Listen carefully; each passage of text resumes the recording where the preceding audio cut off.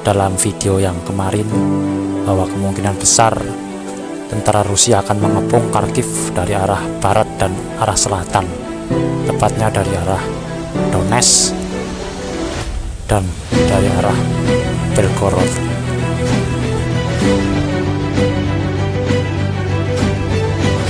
Dikabarkan juga bahwa pasukan Rusia telah memukul mundur sejauh 8 hingga 9 km tentara Ukraina dari pos-pos atau pangkalan di Kharkiv.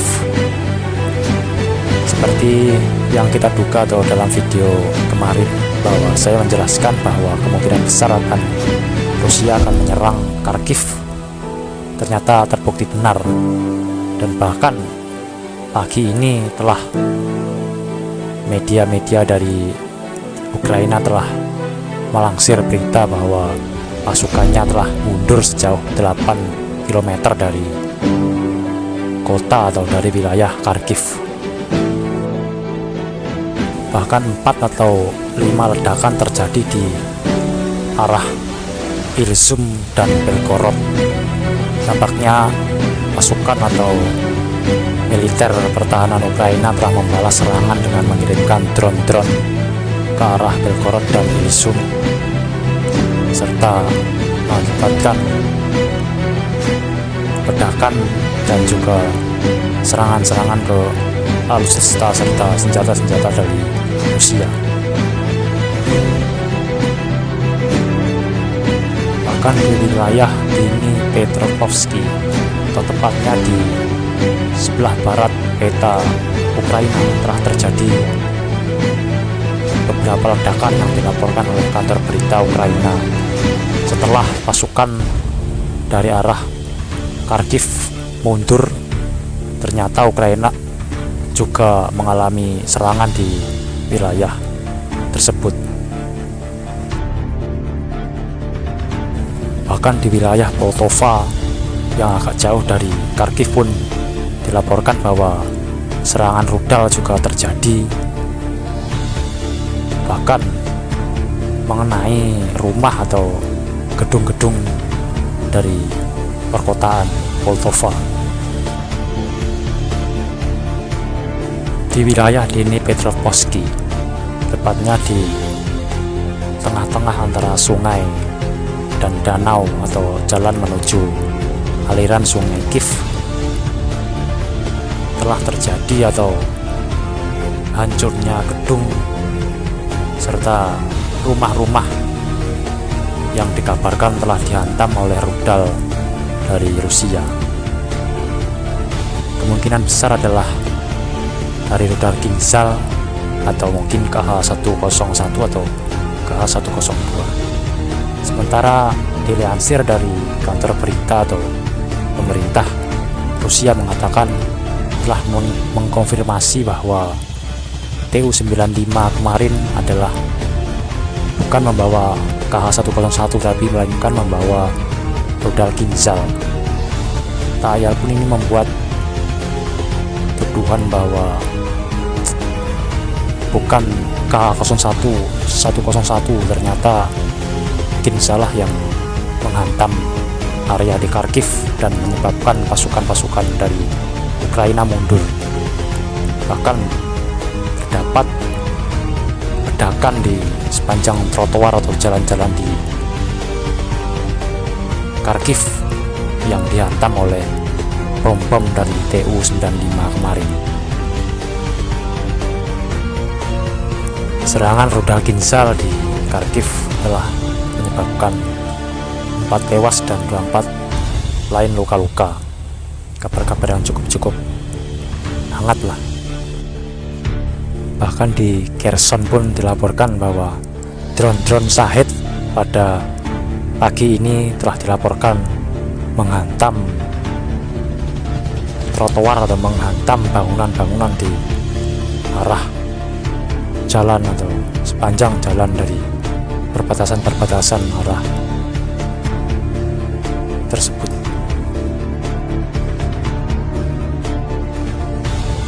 Bahkan di wilayah terjauh atau perbatasan antara Moldova di Vinnytsia dikabarkan bahwa telah terjadi ledakan atau serangan dari rudal di wilayah Venesia.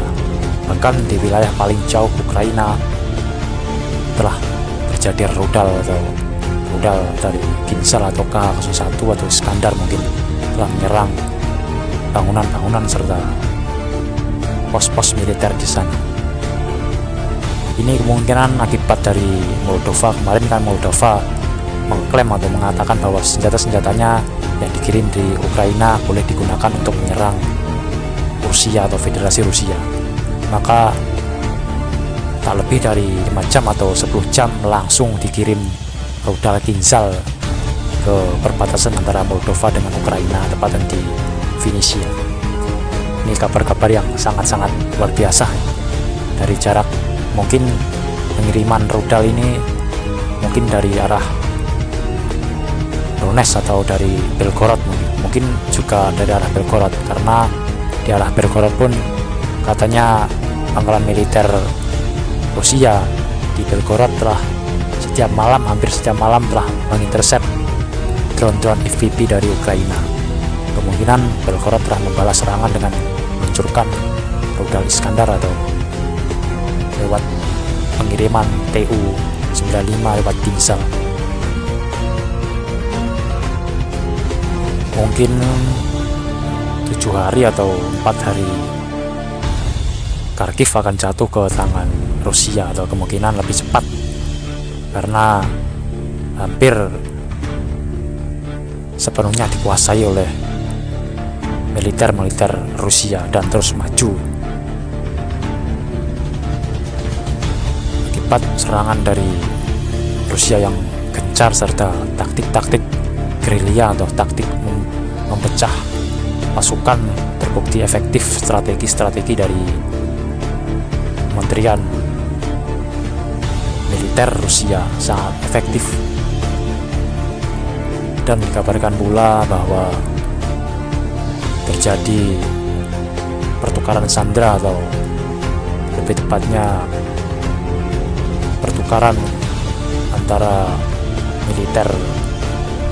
tawanan militer dari Rusia dan tawanan militer dari Ukraina.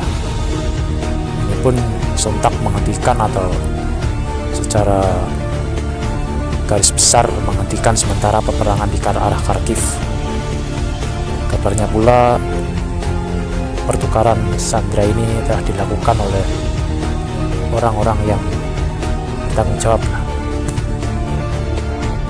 Dan kabar yang menarik pula, pertukaran tahanan ini dikoordinasi atau di lobby lah, dibantu oleh negara Arab Saudi. Ini termasuk kabar-kabar yang luar biasa lah. Negara sekelas Arab Saudi atau negara yang sangat jauh di Timur Tengah telah melobi atau membantu proses pemulangan tahanan atau saling tukar tahanan. Sementara kita tahu bahwa Arab Saudi juga termasuk sekutu dekat dari Amerika, serta Arab Saudi pula juga kini telah bergabung dari aliansi Timur atau aliansi Rusia BRICS kan. Pertemuan antara Ukraina dan negara-negara Eropa ini kabar yang mengejutkan datang dari Jerman, atau tepatnya Kementerian Luar Negeri Jerman ANA, yang mengatakan bahwa Jerman akan memasok atau memberikan rudal Patriotnya kepada Ukraina. Ini kabar-kabar yang mengejutkan kan, bahwa Jerman telah setuju untuk mengirim SAM Patriot atau rudal anti kapal dan anti misil serta anti apapun lah, termasuk misil Patriot adalah saingan berat dari S-400 Rusia. Ini kabar-kabar yang sangat-sangat heboh lah. Sementara kita tahu bahwa Jerman memiliki 8 sistem pertahanan Patriot. Ini katanya malah ingin menyumbang 2-4 Patriot ke Ukraina. Wah, kok nekat sekali nih. Katanya mau damai di KTT Swiss kan, mau damai kok malah gencar-gencar sekali ini mau mengirim, sementara Lithuania dan Swedia telah mengirim WCS atau radar-radar untuk peperangan Ukraina. Dan kabar-kabar yang lainnya pun terjadi di sela-sela KTT itu bahwa Perancis telah mengungkapkan, atau media dari Perancis, kepala senior atau kepala militer senior akan datang ke Ukraina untuk melatih militer dari Ukraina. Sementara kabar yang mengejutkan datang dari Lithuania atau Menteri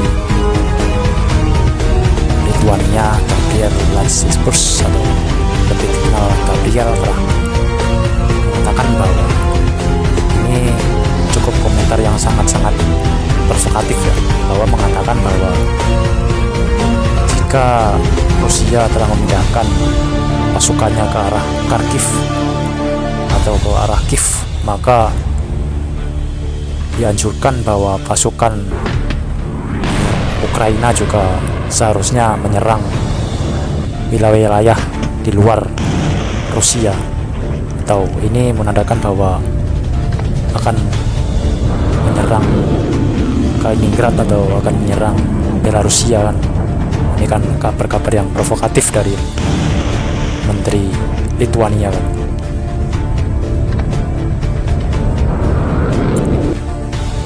Dan kabar yang sangat-sangat baru juga mengatakan bahwa ini kabar dari media Polandia yang mengatakan bahwa pengerahan atau mobilisasi 5.000 pasukan Polandia menuju Ukraina akan dilakukan, atau perekrutan akan dilakukan. Ini menandakan bahwa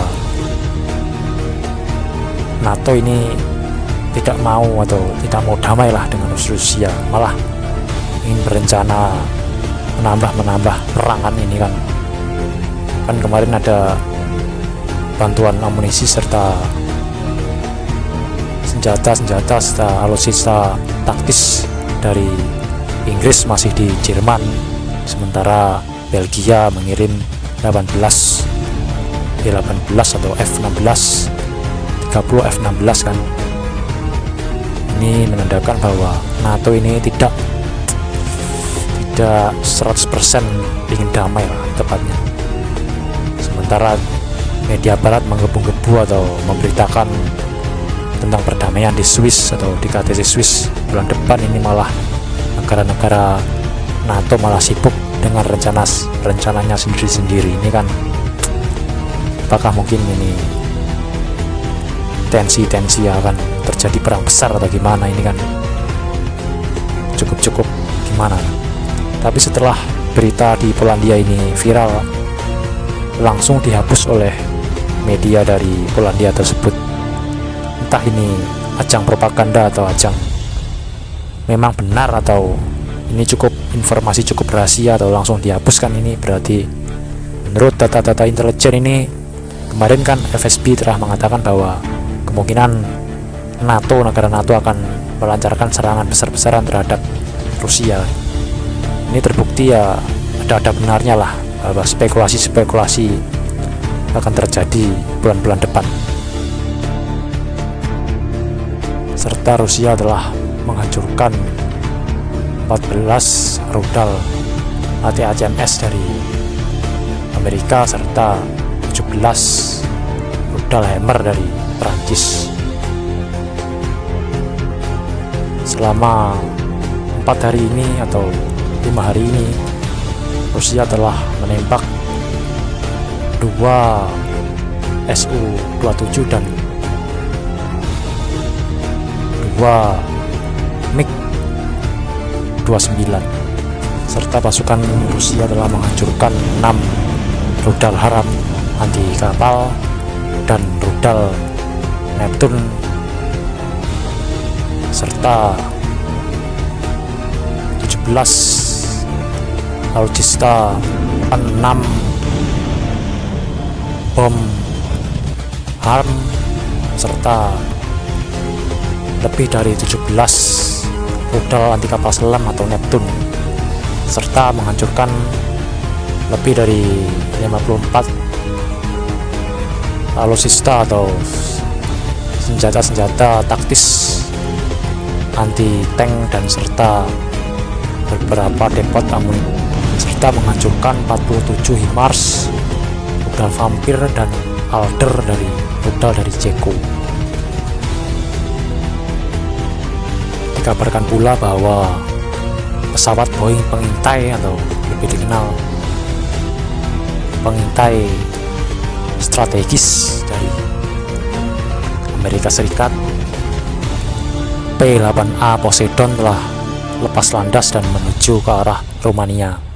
Ini menandakan bahwa Amerika atau NATO telah atau ingin merencanakan atau dukungan penuh terhadap Ukraina, terlepas dari kemarin malam Kharkiv atau pasukan Ukraina di arah Kharkiv telah dipukul mundur. Ini Amerika langsung mengirim Boeing Poseidonnya atau pengintainya ke wilayah atau ke perbatasan Rusia atau tepatnya di arah Ukraina. Kemungkinan besar untuk memandu atau untuk menutup atau mengintai dari apa yang telah dicapai oleh Rusia. Berkabar yang sangat-sangat menarik bukan ini, karena Poseidon kita tahu bahwa pengintai yang cukup luar biasa lah. Kemarin juga Poseidon telah mengintai dari Laut Cina Selatan bahwa pangkalan baru Cina telah dibuat. Sekarang Poseidon terbang dan mungkin juga akan memata-matai atau mengonfirmasi di mana letak dari pos-pos atau lapangan-lapangan terbang dari Ukraina, atau termasuk juga memata-matai Rusia.